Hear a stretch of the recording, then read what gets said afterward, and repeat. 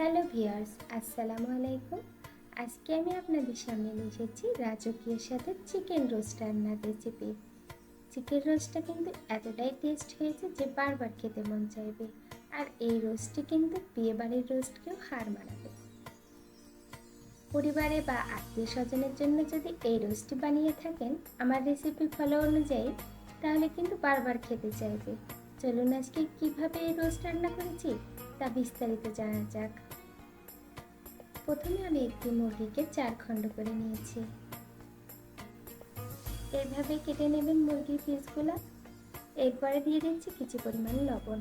লবণটা চারিদিকে ছিটিয়ে দিচ্ছি। এবার দিয়ে দিচ্ছি কিছু পরিমাণ অরেঞ্জ ফুড কালার। ফুড কালারটা দিচ্ছি যাতে কালারটা সুন্দর আসে, কারণ মাংসটা সাদা হয়ে থাকলে দেখতে ভালো লাগে না। এবার এই মাংসের গায়ে আমি ভালোভাবে মেখে নেব। মেখে আধা ঘন্টার জন্য রেস্টে রেখে দেব।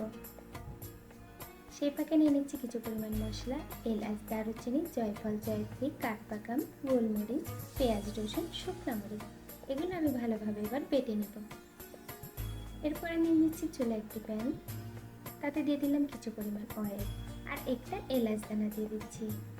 এলাচ দানা দেওয়ার পর কিছু পরিমাণ জিরা দিয়ে দিলাম, দিয়ে এগুলো ভালোভাবে ভেজে নেব। আমি ভাজার পরে আমি এটা বেটে নেব। এবার একই প্যানে আমি কিছু পরিমাণ তেল দিয়ে দিচ্ছি। তারপর পেঁয়াজ বেরেস্তার জন্য কিছু পেঁয়াজ ভেজে নিচ্ছি।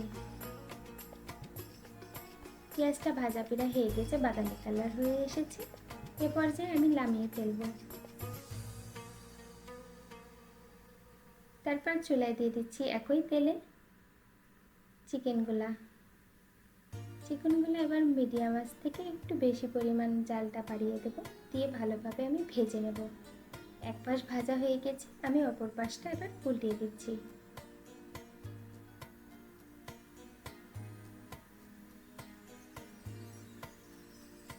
দুই পাশে ভাজা শেষ।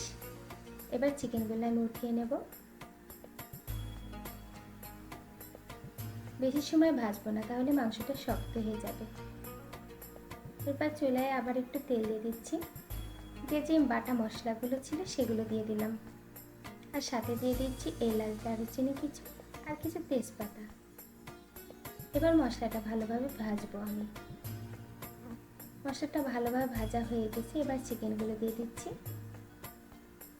এরপরে দিয়ে দিচ্ছি কিছু পরিমাণ লবণ। লবণের পরিমাণটা বেশি দেওয়া লাগবে না, কারণ আগে থেকে আমি লবণটা দিয়ে রেখেছিলাম মাংসের সাথে।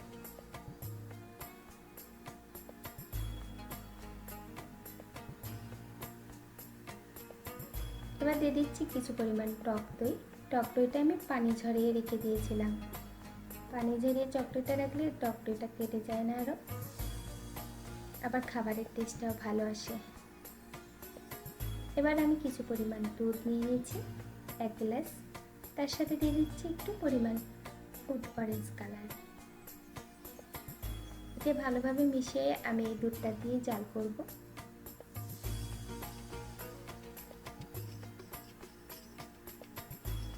দুধটা দিয়ে দিচ্ছি ভালোভাবে,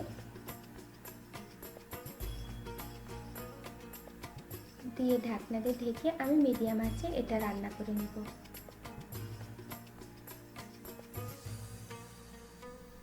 এবার আমি দিয়ে দিচ্ছি কিছু জিরা আর একটা এলাচ ভেজে রেখেছিলাম, ওটা আমি বেটে নিয়েছি। সেটা এবার মাংসের সাথে মিক্সড করে দেব।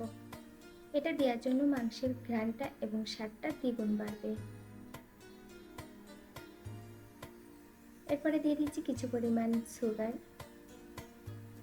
চিনিটা আপনারা না চাইলেও দিতে পারেন, এটা স্বাদ মতো দিবেন, সামান্য পরিমাণ। এবার চিকেনগুলো আমি আবার উল্টিয়ে দেবো। রান্নাটা প্রায় শেষের দিকে, পানিটা শুকিয়ে এসেছে, রান্নাটা আমার হয়ে গেছে। এ পর্যায়ে আমি চুলা থেকে নামিয়ে ফেলবো।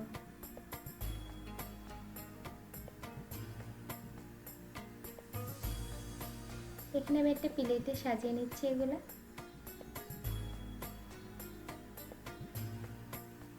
একে একে সব চিকেনের পিসগুলো দিয়ে দিলাম।